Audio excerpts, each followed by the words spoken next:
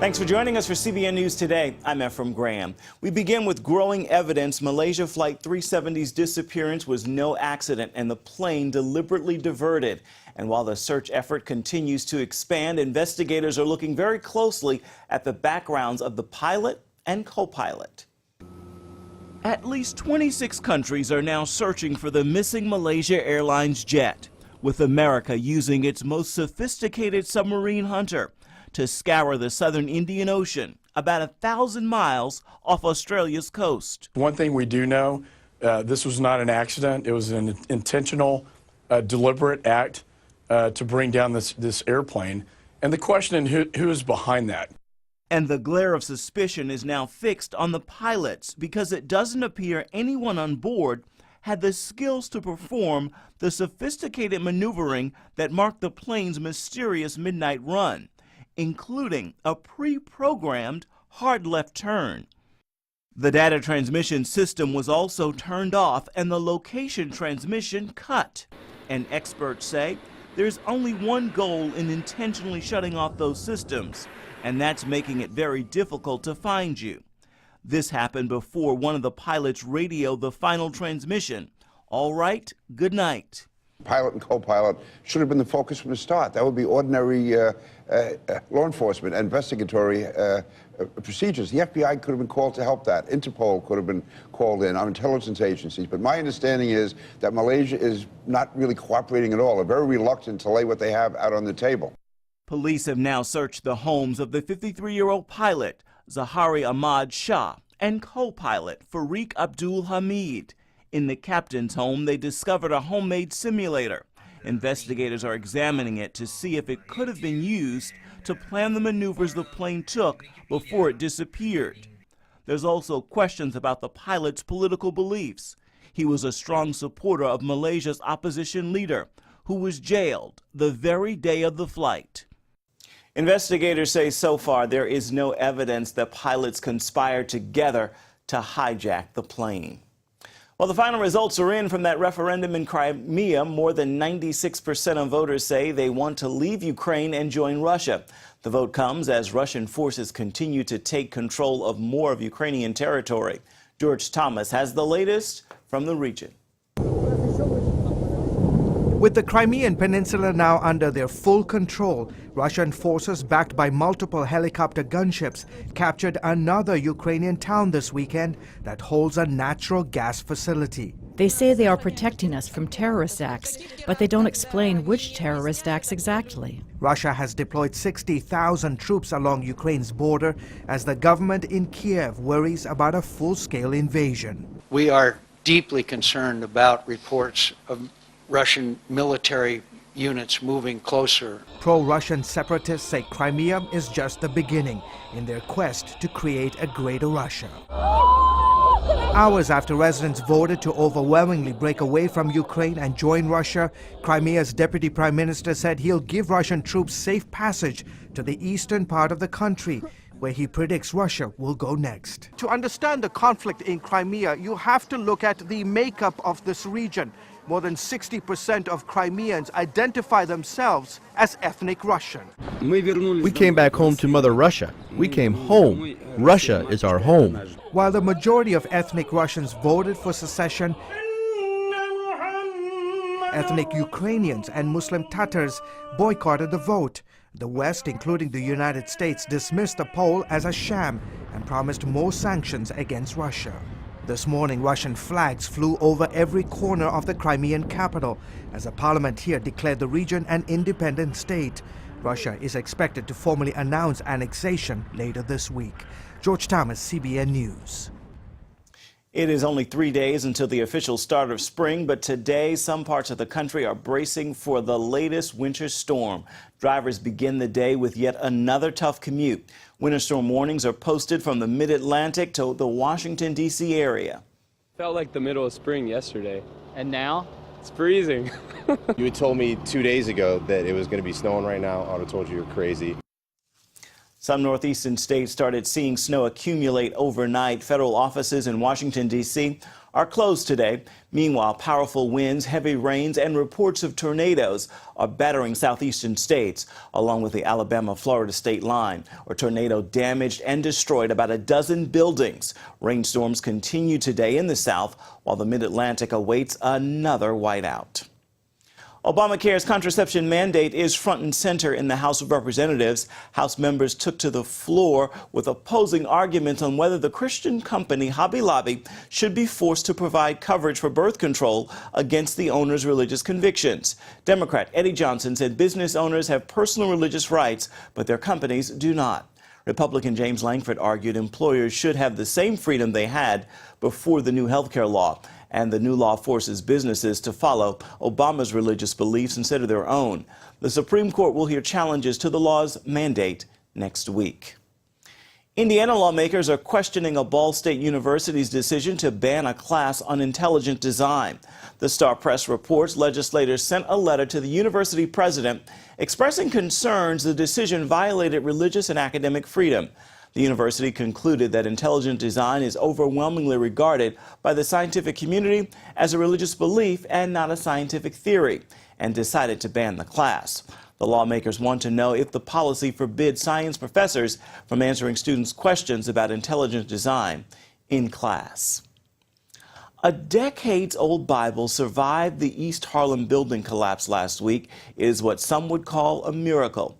Workers found the treasured antique in the rubble. Several members of the 80-year-old Spanish Christian church expressed shock and joy when they learned that the Bible did not go up in flames. The Reverend Thomas Perez experienced heart palpitations and had to be taken to the hospital when they found the holy book. 5 church members are among the 8 people who died in that blast.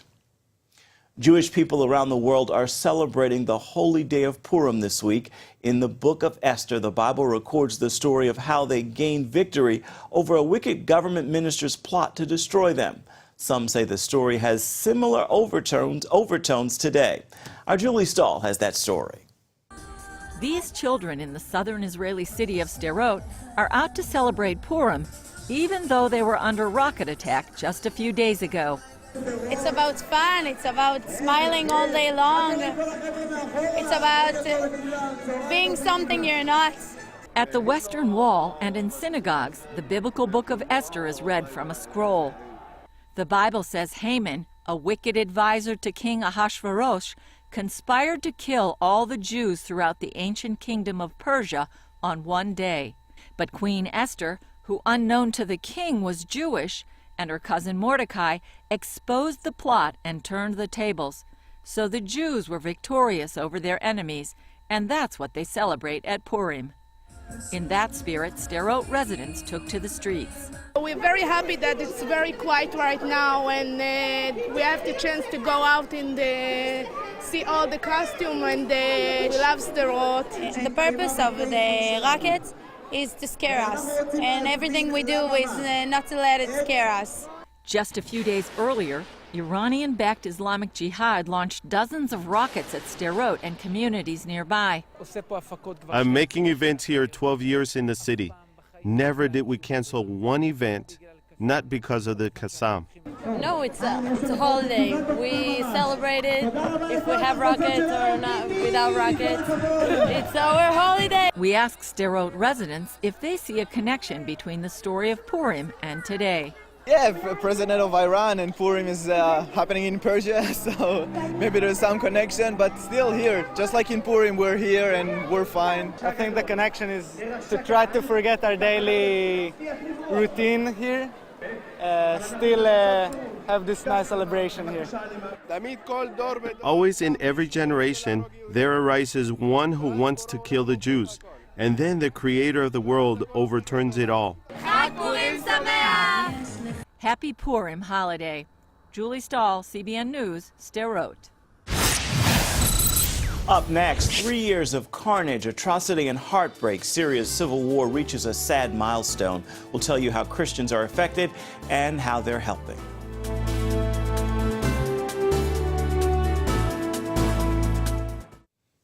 In northern Nigeria, members of a Muslim tribe attacked 3 Christian villages this weekend, killing more than 100 people. It happened in Kaduna State. A village chief reports Fulani tribesmen gunned down innocent civilians, including a pastor and his children. They also burned down hundreds of homes. The Fulani are cattle herders who have waged war with Christians over land, religion, and ethnicity over the years. Nigeria's Christians are also targeted by radical Islamic Boko Haram terrorist group, which seeks to establish an Islamic State in the north.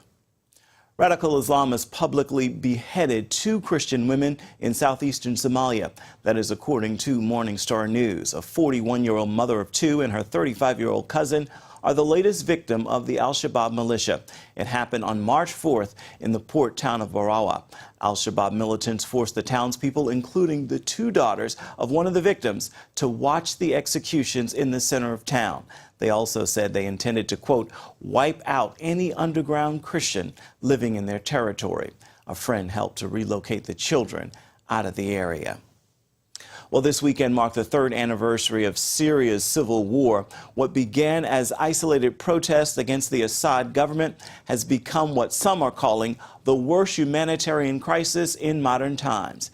Our John Wagi has more. Early in 2011, while seeds of the Arab Spring were germinating, signs of Syrian uprisings, protests against the country's dictator, President Bashar Assad, began to appear on YouTube. Those protests would mushroom into a full-scale 3-year civil war with staggering costs. More than 140,000 dead and at least a third of the country's 23 million people forced to flee their homes. Millions of refugees are now living in camps in Turkey, Lebanon, and Jordan. Syria is rated one of the world's most dangerous places for children, and thousands have been murdered.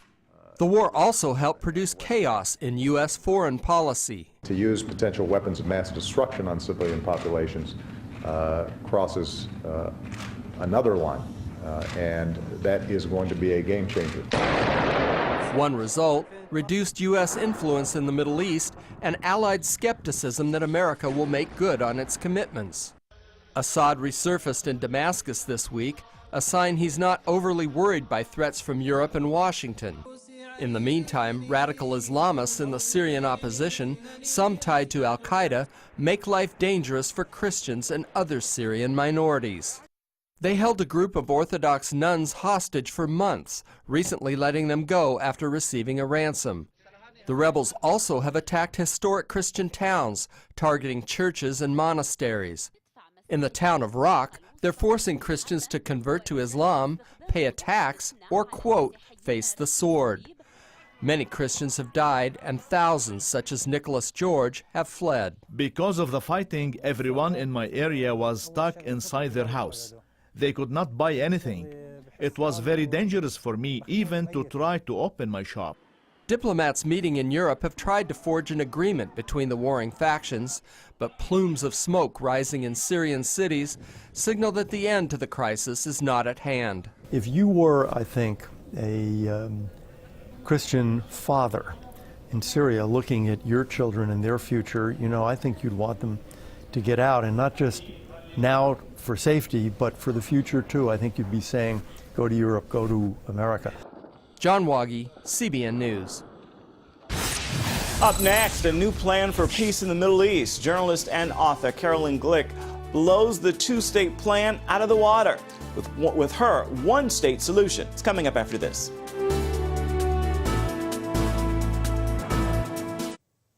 President Obama meets Palestinian leader Mahmoud Abbas at the White House today. He is hoping to create a breakthrough in the stalled peace process before an April deadline passes. However, a new poll shows 2 out of 3 Israeli Jews do not trust the Obama administration when it comes to their country's security. Still, the U.S. is pushing Israel for a peace deal, even as history shows those deals don't work.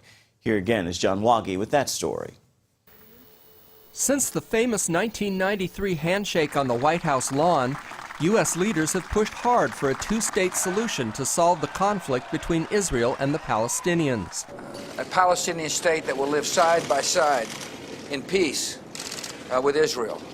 Given the demographics west of the Jordan River, the only way for Israel to endure and thrive as a Jewish and democratic state is through the realization of an independent and viable Palestine.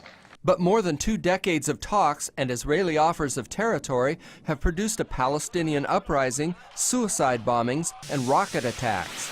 When Israel concedes land, the result is more violence. Do Palestinians want to live side by side with a Jewish state, or do they want to see Israel go away?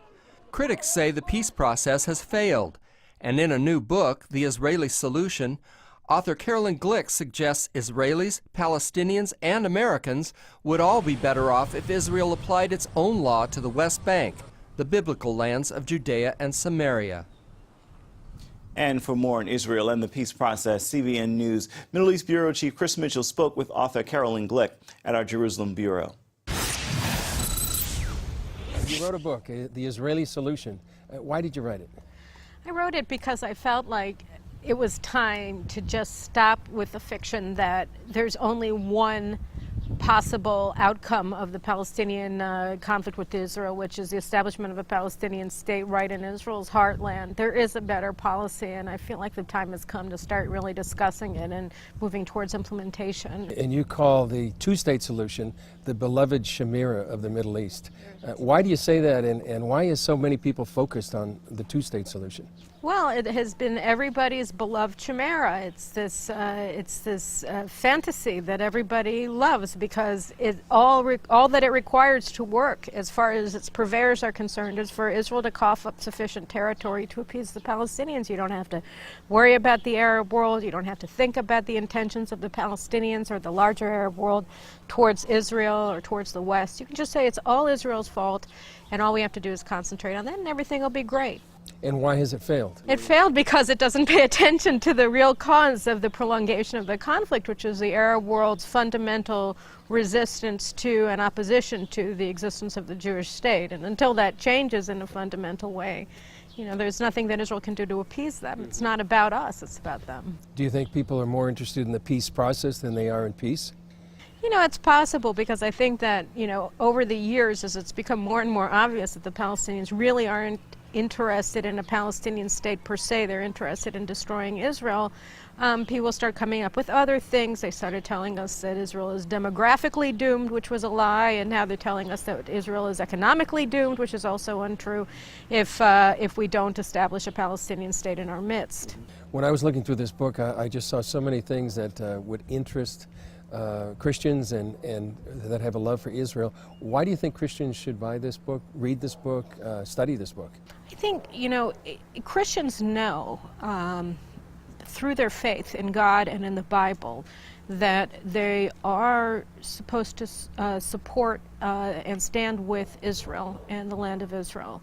But, because of all of the disinformation and the misinformation and the sheer propaganda that's been put out through the past generation or two or three even about the nature of the conflict, about the nature of the Jewish state and the Jewish people's rights to the land of Israel, most of the Christians that I've come into contact with over the years, and there have been many, they say, we stand with Israel because the Jews are God's chosen people, because Israel is the apple of God's eye, because we are told to in Genesis. But what this book shows is that command to stand with the Jews is based on good policy. It's sound strategic policy, and what this book does in chapter and verse is set out why this is the just policy, this is the moral policy, and this is the wise policy, not only for the United States, but of people of goodwill all over the world. So I think that this should be very important and very interesting to Christians, Christian Zionists, Christian non-Zionists who will probably become Christian Zionists after they read this. So I really look forward to having a discussion with Christians following their reading this book. What impact do you hope this book will have? I think that we've had this stale conversation about the Middle East and about the Palestinian conflict with Israel that's been going on and on and on, and just churning on and on for so many years. And the reason why it keeps going is because everybody's been told that there's no alternative to the two-state solution, which keeps failing over and over and over again, and will continue to fail for as long as it's pursued. But at the same time as it's being pursued, Israel will become weaker and weaker and weaker, which is why time isn't on Israel's side from that perspective.